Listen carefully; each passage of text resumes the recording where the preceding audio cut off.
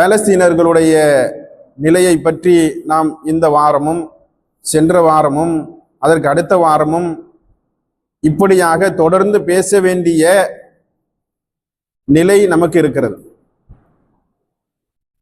இது வாழ்வியல் நெறியோடு சம்பந்தப்பட்டது, மறுமையோடு சம்பந்தப்பட்டது, உலக முஸ்லிம்களோடு சம்பந்தப்பட்டது, நம்முடைய நம்பிக்கையோடு சம்பந்தப்பட்டது. ஆனால் இந்தியாவை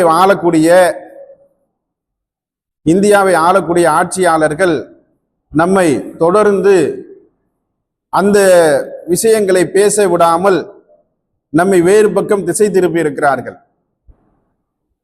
என்னவென்று சொன்னால், இன்றைக்கு ஒன்றிய அரசாங்கம் என்று சொல்லக்கூடிய மத்திய அரசாங்கம் இயற்றியிருக்கக்கூடிய வக்ஃபு வாரிய சட்டம், இந்த வக்ஃபு வாரிய சட்டத்தை பேசாமல் முஸ்லிம்கள் ஒரு 2 பேர் கூடினாலோ அல்லது 10 பேர் கூடினாலோ அல்லது ஒரு கூட்டம் கூடினாலோ ஒரு ஜமாத்து கூடினாலோ ஒரு அமைப்பு கூடினாலோ அவர்களுடைய முக்கியமான கடமையாக இந்த வக்ஃபு வாரிய திருத்த சட்டத்தை பேசாமல் அவர்கள் கலைந்து சென்று விட முடியாது என்ற நிலைமைக்கு அவர்கள் நம்மை ஆளாக்கி இருக்கிறார்கள். நபி ஸல்லல்லாஹு அலைஹி வஸல்லம் அவர்கள் வாழ்ந்த காலத்தில் அப்பொழுது வாழ்ந்த சஹாபாக்களுடைய ஈமானை அதிகப்படுத்துவதற்காக இறைவன் அபூஜஹலை தந்தான், அபுலஹபை தந்தான்.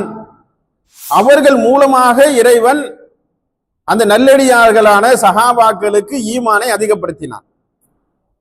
ரலியல்லாஹு அன்ஹு வ ரதுவன், நான் அவர்களை புரிந்து கொண்டேன், அவர்கள் என்னை புரிந்து கொண்டார்கள் என்று சொல்லும் அளவிற்கு அவர்களுடைய ஈமான் சென்றது. யாரால் சென்றது என்று சொன்னால் அபுலஹபினால் சென்றது, அபூஜஹலால் சென்றது. அதே போல இறைவன் என்ன செய்யறான், நம்முடைய ஈமானை அதிகப்படுத்துவதற்கு, நம்முடைய ஈமான் எதுவும் குறைஞ்சிருக்கும் போல இருக்க இறைவனுக்கு தெரிஞ்சிருக்கு. வேகாத வெயில்ல ஆயிரக்கணக்கானவர்கள் வந்து ரோட்ல நில்லுங்க, உங்களுடைய ஈமானை பலப்படுத்திக் கொள்ளுங்கள் என்று இறைவன் நம்மை ஆக்கி இருக்கிறான். இந்த வக்ஃபு வாரிய சட்டம் என்பது இன்று நேற்று உருவாக்கப்பட்டதல்ல, இந்த மார்க்கம் உருவான காலத்திலிருந்தே உருவாகி இருக்கக்கூடிய சட்டம். இது இந்த சட்டமும் சொத்துக்களும் இந்த நடைமுறைகளும் இந்த வாழ்வியல் நெறியும் இந்த வக்ஃபு என்பதும் இந்தியாவில் மட்டும்தான் இருக்கிறதா என்று சொன்னால் இல்லை, உலகம் முழுக்க இருக்கு. அரபு நாடுகளிலும் இருக்கு. அரபு நாடுகளிலும் சொந்தமாக பள்ளிவாசல் கட்டி ஒரு நிறுவனம், ஒரு காம்பவுண்டுக்குள்ள ஒரு தொழிற்சாலை இயங்குதுன்னு சொன்னா அதுக்குள்ள ஒரு பள்ளிவாசல் இருக்கும். அது அவங்களுடைய சொந்த பள்ளிவாசல். ஒருத்தவங்க பெரிய பேலஸ் கட்டுறாங்கன்னாக்கா அதுக்குள்ள ஒரு பள்ளிவாசல் கட்டி இருப்பாங்க, அது அவங்களுடைய சொந்த பள்ளிவாசல். எதுவெல்லாம் பொதுவில் இருக்கிறதோ அந்த பள்ளிவாசல்கள் எல்லாம் வக்ஃபு பள்ளிவாசல்கள். அதை அரசாங்கம் அதற்கென்று ஒரு தனியாக துறை வைத்து அதை நிர்வாகம் செய்யும்.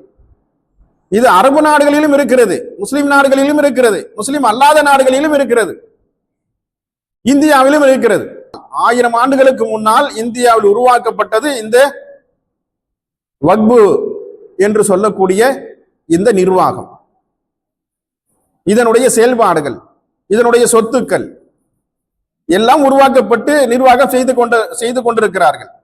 என்னமோ இன்னைக்கு நேற்று உருவாக்கப்பட்டதை போல இந்தியாவினுடைய சொத்தை எடுத்து வக்ஃபு வாரியத்திற்கு எழுதி கொடுத்ததை போல நாடாளுமன்றத்தில் சொல்லுகிறார்கள்.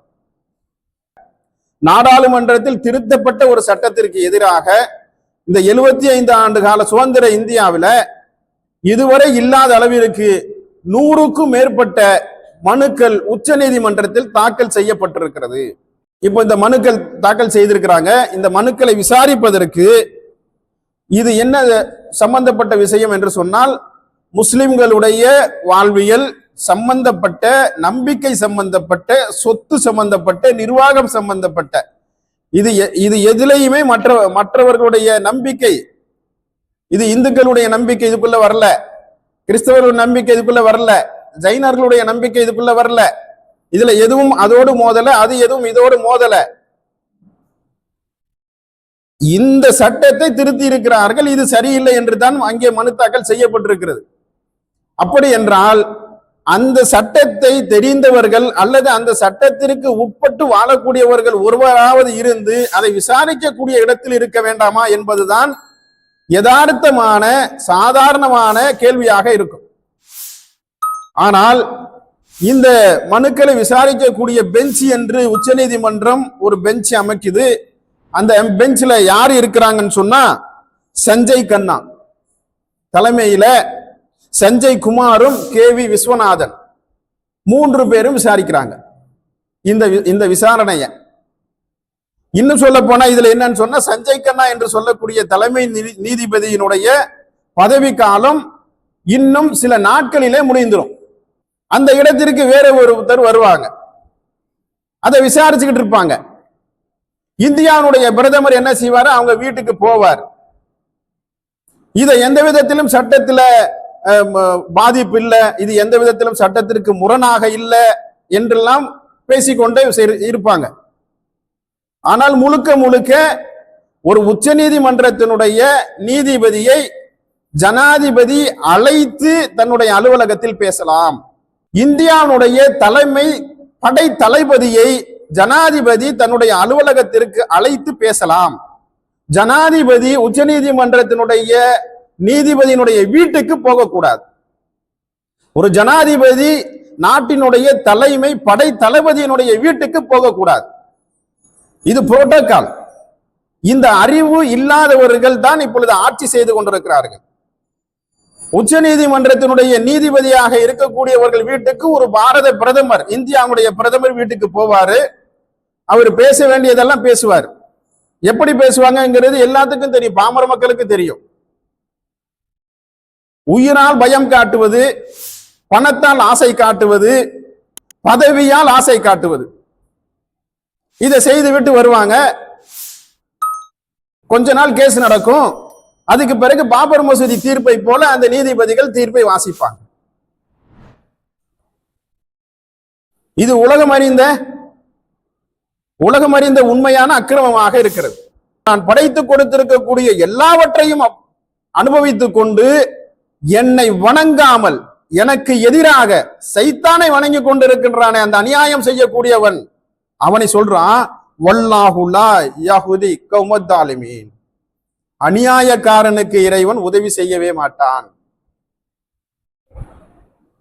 அப்படிப்பட்டவர்கள் இன்றைக்கு முஸ்லிம்கள் மீது அக்கறை கொண்டவர்களை போல நடித்துக் கொண்டு அவர்கள் நடிக்கிறாங்கிறது உலகம் முழுக்க தெரியுது. சிங்கப்பூரினுடைய பிரதமர் சொல்றாரு, இந்தியாவில் ஜனநாயகம் படுகொலை செய்யப்படுகிறது. அது பாராளுமன்றமாக இருந்தாலும் சரி அல்லது வெளிநாட்டுக்கு போனாலும் சரி, அவரு தமிழ் மொழியை ஏதாவது 2 வரியை பேசாம அவர் வரமாட்டார். அந்த திருக்குறள் தான் அவர்களுக்கு பாடம் இருக்கிறது. என்னது? அல்லல் பட்டு ஆற்றாது அழுத கண்ணீர் அன்றே செல்வத்தை தேய்க்கும் படை. கொடுமை தாங்காமல் மக்கள் சிந்தும் கண்ணீர் இருக்கிறது. இப்படி போட்டு குறப்படுத்திக்கிட்டே இருக்கிறானே அப்படின்னு மக்கள் சிந்தக்கூடிய கண்ணீர் இருக்கிறது.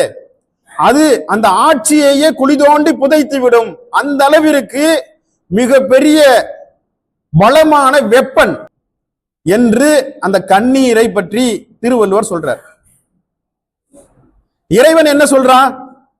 அதே கண்ணீர், அதே புலம்பல், அதே கொடுமை, அதே தீர்வு. என்ன தீர்வு?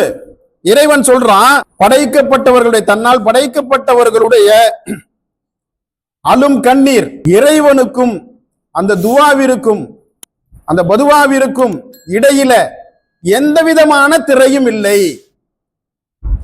அப்படியே இறைவன் அங்கீகரிக்கிறான், ஏற்றுக்கொள்கிறான். இந்த வக்பு நிர்வாகம் என்பது பௌத்தர்கள் ஆளக்கூடிய நாடான இலங்கையில இருக்கிறது. சிங்கப்பூரில முஸ்லிம்களுடைய சொத்துக்களை நிர்வாகம் செய்வதற்கென்றே ஒரு தனி துறை வக்பு வாரியம் இயங்கிக் கொண்டிருக்கிறது. முஸ்லிம்கள் ஆட்சி செய்யக்கூடிய நாடுகள்ல மலேசியாவில் இந்து வக்பு வாரியம் என்று இருக்கிறது. சிங்கப்பூரில் இந்து வக்பு வாரியம் இருக்கிறது. பாகிஸ்தான்ல இந்து வக்பு வாரியம் இருக்கிறது. பங்களாதேஷ்ல இந்து வக்பு வாரியம் இருக்கிறது.